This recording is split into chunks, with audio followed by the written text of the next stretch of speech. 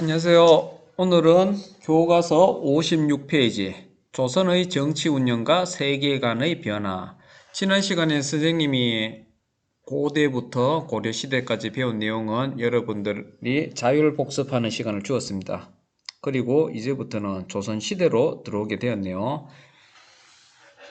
먼저 들어가기 전에 56페이지를 보면 조선전기의 세계관이 반영된 혼일강리 역대 국도 지도, 조선전기 태종 이방원 때 제작됐던 지도인데 그 당시 세계 지도인데 이 지도를 보면 그 당시로선 상당히 정확한 지도로 평가받고 있습니다. 그런데 이 지도를 보면 중국이 상당히 크게 나와 있죠. 중국이 조선전기 세계관입니다. 나름대로 중화사상에 반영되어 있습니다. 중국이 세계의 중심이다. 중화를 중심으로 한 세계관이 드러나 있죠. 그런데 우리나라 조선의 크기도 상당히 크게 되어 있습니다. 실제 우리나라 크기가 이 정도 되지 않죠.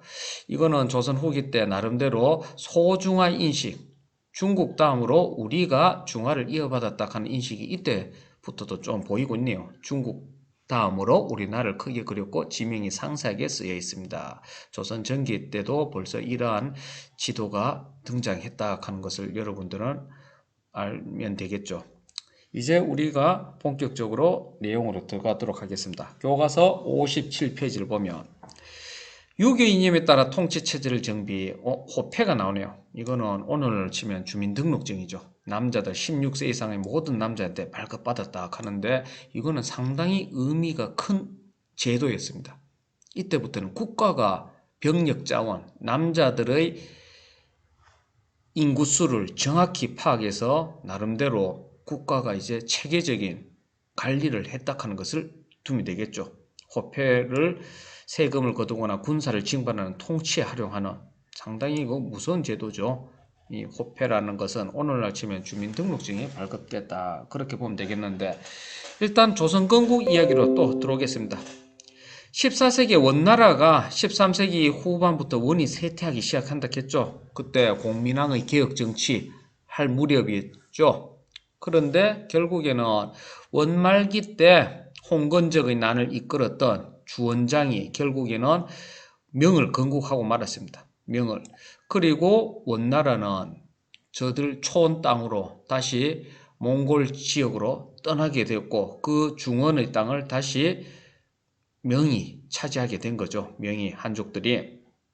이러한 정세 속에서 이성계와 급진파 신진사대부는 1388년 위화도 해군을 통해서 실권을 잡았다 했고 4년간에 걸친 건국 준비를 한 끝에 1392년 태조 이성계가 국호를 조선으로 수도를 한양으로 하는 새로운 이시왕조가 출현하게 되었습니다. 이때 이시왕조의 기틀을 닦았던 인물은 바로 정도전이라 하는 인물은 우리가 꼭 기억해야겠죠. 급진파 신진사대부, 온건파 신진사대부였던 정몽주를 제거하고 정도전이 이 조선 초기 실권을 장악하는 재상이 되었습니다. 그리고 실제로 이성계도 이 정도전한테 모든 정치적 권한을 부여를 했죠. 이때 정도전이 꿈꾸던 세상은 재상 중심의 정치 운영이었습니다. 훗날 이것이 이성계의 아들이었던 이방원과 갈등을 빚게 되었고 결국에는 왕자의 난이 일어나게 되었죠. 통치 제도의 정비에 기여했다. 그 다음에 결국에는 태조 이성계를 지나서 정종을 지나 결국에는 정도전을 제거하고 태종 이방원이 왕이 올랐죠. 그리고 이방원은 공신과 왕족이 소유한 사병을 없애고 재상의 권한을 약화시켜 왕권 강화를 강화했던 인물입니다. 그리고 대표적인 사업으로는 양전사, 토지를 개간했죠. 그리고 호패법, 주민등록을 발급했다는 겁니다. 특히 남성들의 인구수를 정확하게 파악하겠다 하면서 국가 재정과도 관련됐겠죠. 양전사과 호패법을 통해서 국가 재정을 강화했고 강화된 왕권을 바탕으로 세종이 자기 아버지하고는 좀 정치적 스타일이 달랐습니다. 그리고 관리들과 함께 토론하는 경연제도, 집현전, 학술 정책 연구 기관이죠. 그리고 이 집현전 학사들을 바탕으로 이 훈민정음이 창제되었다 하는 것도 여러분들은 각 왕들의 업적 정도를 기억해둬야 될 겁니다. 그리고 여기 태종과 세조 어린 조카 단종을 몰아내고 개우정을 통해서 왕위를 뺏었던 인물이죠. 정변으로 왕이 오른 후 집현전과 경연제도를 없애고 언론활동을 제한하였다. 나름대로 세조는 태종 이방원과 스타일이 비슷했다고 보면 될 겁니다. 그리고 각종 법정과 명령들을 종합한 경국대전 편찬. 이때 세조 때부터 경국대전이 편찬이 시작되었고 결국 성종 때 마무리됐습니다. 성종은 집현전을 개성한 홍문관을 설치하고 경연을 활성화했다. 여기서 선생님이 두 왕씩 짝을 지으면 되겠네요. 태종과 세조가 상당히 스타일이 비슷하고 세종하고 성종이 스타일이 비슷하다 하는 것을 여러분들은 좀 알아둬야겠고, 이 왕들의 4명의 왕들의 업적들은 여러분들이 노트를 통해서 좀 정리를 해둬야겠습니다. 결국에 성종 때 경국대전이 완성되었습니다. 이 경국대전이 완성되었다 하는 것은 조선이 완전히 이제 체계적인 나라로 대법전이 만들어졌다 하는 것은 조선이 이제 하나의 체계적인 국가로 자리를 잡았다. 법치국가의 토대를 마련했다 하는 것을 나타내는 것이죠. 상당히 의미가 있는 법전이 완성되었다 하는 것을 알아둬야겠습니다. 그리고 58페이지로 넘어가겠습니다. 58페이지 보면 이제 조선은 통치제도의 정비를 보겠습니다. 통치제도. 여기에 조선의 중앙정치기구에 나오는 요 기구들은 여러분들이 좀 알아둬야겠습니다. 알아둬야겠고, 눈여겨봐둬야 될 점은 의정부와 육조를 중심으로 구성하였다. 육조는 우리가 고려시대 때 이성 육부제, 이병호, 형예공, 솔직히 부가 조로 바뀌었다. 실무적인 업무를 관장하는 관청이고, 의정부, 여기가 영의정, 우의정, 자의정, 삼정승을 비롯해서 판서들이 국정을 논의하는 기구였습니다. 승정은 대통령 비서실로 보면 되겠죠. 의금부는 왕직속 특별사법기관이었습니다. 그리고 사헌부, 사관원, 홍문관을 이 세 개 부서를 통틀어서 3사라 부르는데, 이 3사의 관원들은 상당히 큰 권한을 가지고 있었습니다. 3사는 언론 기능과 권력의 독점과 부정을 방지할 수 있는, 3사의 언론 활동은 권력의 독점과 부정을 방지할 수 있었다. 고려시대 의사대 관원하고 중서문화상의 낭사라는 관원을 대관이라 분탁하면서 왕권을 견제할 수 있다고 고려시대 때 정치에서 배웠죠.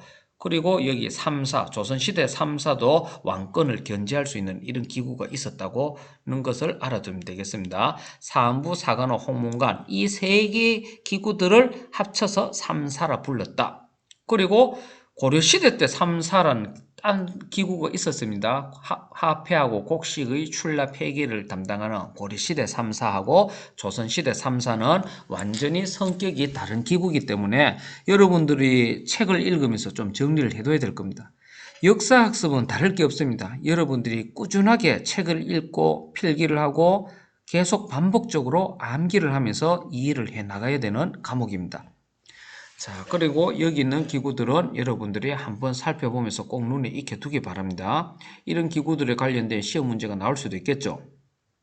그리고 아까 이야기했던 중재인, 국가의 중재인을 다스리는 의금부.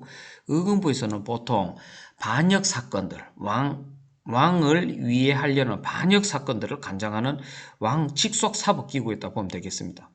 그리고 지방행정제도를 보면 이제 국왕의 권력이 직접 백성에게 미칠 수 있도록 하였습니다. 전국을 8도로 나눴습니다.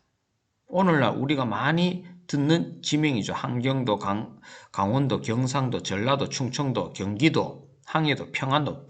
이쪽은 북한 쪽에 있죠. 함경도, 항해도, 평안도. 조선은 전국을 8도로 나눴고 이 지역에 관찰사를 보냈습니다. 이때 이 관찰사는 실질적으로 그 지역에 상당한 실권을, 행정, 군사, 사법권을 포괄한 지방 정치와 행정 정반을 관찰할 수 있는 상당한 권한을 지녔습니다. 이 관찰사를 임명하는 사람은 바로 국왕이었고, 그렇기 때문에 국왕의 명이 지방에 잘 통치령이 전달될 수 있었던 겁니다. 그리고 8도 아래 부목, 군현, 이 아래 수령을 보냈습니다. 그 지역에서의 또 나름대로 권한을 가지고 있는 수령들도 내려갔죠. 특수행정구역이 성격이었던 고려시대 때 향부곡솔은 이제 조선시대 때는 군현으로 성격하거나 주변 군현에 통합되어서 사라졌다고 봐야겠습니다. 수령 역시 각 지방의 수령 역시 행정, 사법, 군사권을 행사할 수 있었으니까 상당히 권한이 셌죠. 향리는 고려시대에 비해 지위가 낮아졌도 고려시대 때 실질적으로 지방간이 파견되지 않은 속현은 향리들이 다스렸다 했는데 이제 조선시대가 되면 향리들의 권한이 상당히 낮아지게 되었고 수령에게 직속되어 행정실무를 담당하게 되었습니다.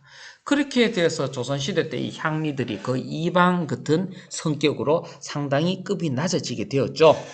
어찌됐든 조선시대에서는 지방제도의 정비가 이루어지면서 중앙과 지방의 일원적 통치체제, 이제 하나의 단일한 통치체제가 이루어졌다 하는 것을 알아둬야겠습니다. 그리고 군사제도는 양인 남성, 16세 이상 남자들은 군역의 의무를 받아야겠죠. 현역 군인을 복무하는 정군과 정군의 비용을 부담하는 보인, 그리고 현역 군인, 정군, 그리고 보충역으로 보면 되겠네요. 보인. 중앙군은 오인은 궁궐과 수도 방위, 지방군은 국방상 중요한 지역의 영가진을 지키며 병마절도사, 수군절도사, 오늘날 치면 육군 참모총장, 해군 참모총장급도 있었네요. 그리고 조선 초에는 잡세권을 두어 평상시에는 생업에 종사하다가 유사시에 군사로 동원하였다. 요 내용도 여러분들이 읽고 한번 정리를 해둬야 됩니다.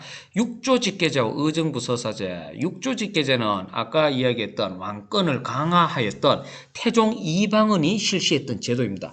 이 육조직계제는 상당히 의정부의 권한을 없앴다고 봐야겠죠. 각 이병호, 형예공, 육조에서 왕한테 직접 결재를 받아야 되는 겁니다. 육조직계제는 육조에서 의정부를 거치지 않고 국왕에게 직접 보고하도록 한 제도로 왕권 강화에 기여를 했고 그만큼 의정부의 권한, 삼정승과 판서들의 권한을 없앴다고 봐야겠죠. 그 정도로 왕이 모든 것을 관장하겠다 이런 의미가 담겨 있는 반면에 태종의 아들이었던 세종은 왕과 신하가 함께 통치를 하는 의정부 서사제락하는 제도를 했다고 봐야겠습니다. 이 의정부 서사제도는 2조, 병조, 인사권, 군사권 정도는 왕이 가지고 있고 상당한 권한은 이제 삼정승들한테 의정부의 권한을 줬다고 보면 될 겁니다. 그러니까 한마디로 왕과 신하들이 같이 통치하는 의정부의 정승의 권한을 상당히 인정해주는 제도였다고 보면 되겠습니다. 일단은 육조직계제로 대표되는 태종, 왕과 신하가 같이 통치를 하려는 모습을 보였던 세종, 나름대로 이 스타일이 다른 정책들도 여러분들이 좀 알아둬야겠습니다. 그리고 육조직계제를 재부활했던 인물은 아까 태종 이방원과 성향이 비슷하다 했던 세조 역시 육조직계제를 그때 부활하였던 왕입니다. 자. 그 다음에 이제 59페이지로 가겠습니다. 조선의 교통통신제도 정비, 그래서 봉수제, 산봉우리에 불을 피우면서 국가의 위험, 상황을 서로 간에 전달하기도 있죠. 그리고 공문 전달과 공물 수송을 위한 역참제, 말과 말을 갈아타면서 계속 쉴 수 있고 관리들이 쉴 수 있고 휴식된 말을 가지고 빠르게 공문과 파발을 운송할 수 있는 시스템이었죠. 그리고 조운제는 강길과 바닷길을 통해서 조세를 한성으로 운송했다. 한성이라고 하면 한양이죠. 역시 그 당시 서울이었던 한양, 서울 쪽으로 국가의 세금이 몰려야겠죠. 관리는 가거와 음서, 천거. 고려 시대에 이어서 조선 시대 때도 음서는 있었습니다. 그렇지만 음서의 권한이 상당히 축소됐다고 봐야 될 겁니다. 그리고 실제로 조선시대 때 고위간직으로 나가려고 하면 가거를 통과해야 됐습니다. 그만큼 실력, 능력 중심의 사회로 잡혔다고 봐야겠죠. 그리고 고려시대 때 없었던 무과가 신설됐다고 합니다. 역시 조선시대 때 무인들은 어느 정도 지식을 갖춘 사람들이 올라왔겠죠.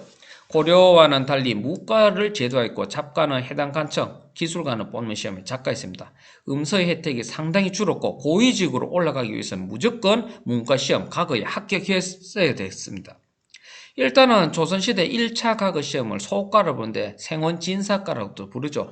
일단 소과 시험에 통과한 사람을 생원 또는 진사라는 자기를 줬는데 이 생원하고 진사가 되어야지 중앙 오늘날 치면 국립대학교인 성균관에 입학할 수 있는 자격이 주어졌습니다. 그리고 최종 시험, 대과 시험은 역시 성균관 학생들이 응시할 수 있었겠죠.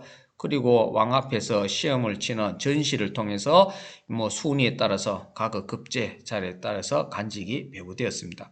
요 조선의 교육 제도와 간직 진출, 문관 양성을 위한 유학 교육이 역시 강화되었습니다. 중앙에 성균관과 사부 학당이 있었고 지방에서는 지방의 학교는 향교, 그리고 조선시대 때 우리 안동 지역에도 있는 서원들 사립학교라고 봐야겠죠. 아까 경국대전 한번 살펴보겠습니다.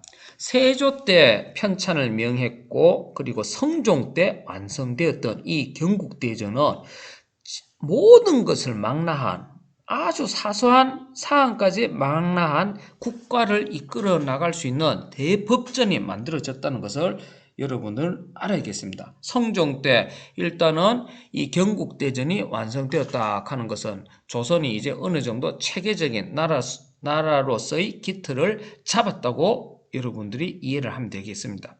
이전, 호전, 예전, 과거, 국방, 군사, 형전, 형벌과 노비, 공전, 경국대전은 이병호 형의건, 육전에 관련된 모든 내용, 그리고 모든 내용이 전부 다 아주 세세하게 망라되어 있습니다. 예를 들어서 실제로 노비가 출산을 했을 때 출산 휴가를 며칠을 주고 줘라. 그리고 그 정도 사안까지 모든 것들이 망라되어 있는 대법전이 만들어졌다고 봐야겠습니다. 그리고 예전 과거 시험, 예전에서는 이 과거를 관장했죠. 생원과 진사과 초시 합격자 700명 중 한성부 200명, 지역별로 합격자 수가 할당되었네요. 합격자 수를 할당하였고 생원 과거를 담당하는 기구도 있었다. 예전에서 과거 외교 의뢰 등을 관장했다. 이런 형전, 법률과 형벌에 관련된 상황이고 호전은 토지와 관련된 인구, 토지 세금과 관련된 모든 상황이 망라된 법전이 있었다고 여러분들이 알면 되겠고, 일단은 이 경국대전의 완성은 국가의 통치체제를 확립하기 위해 각종 법정과 명령들을 종합함으로써 유교적 법치국가의 토대가 완전히 조선이 하나의 국가로서의 토대를 완전히 뿌리내리게 되었다 하는 상당히 의미 있는 국가의 법전이 만들어졌다 하는 것을 여러분들이 한번 머릿속에 넣어둬야겠습니다. 오늘 수업에서도 나름대로 조선 전기 때 태종, 세종, 그 다음에 세조, 성종의 업적 여러분들 정리해야겠고, 그 다음에 58페이지에 통치기구의 성격, 그리고 3사, 고려시대 3사하고 조선시대 3사 성격이 틀립니다. 그리고 조선시대 3사의 기능들, 이런 것들 잘 알아둬야겠고, 그리고 지방행정, 팔도를 통한 관찰서, 그리고 고려시대에 있었던 향부국소가 폐지되고 각 골별로 이제 수령이 파견되면서 완전히 국왕 중심으로 한 중앙집권 국가가 확립되었다 하는 점을 여러분들을 꼭 머릿속에 명심을 하고 오늘 교과서 내용을 한번 천천히 읽으면서 다시 한번 정리하면 되겠습니다. 다음 시간에는 이제 4대 교린 정책에 대해서 선생님이 수업을 하겠습니다.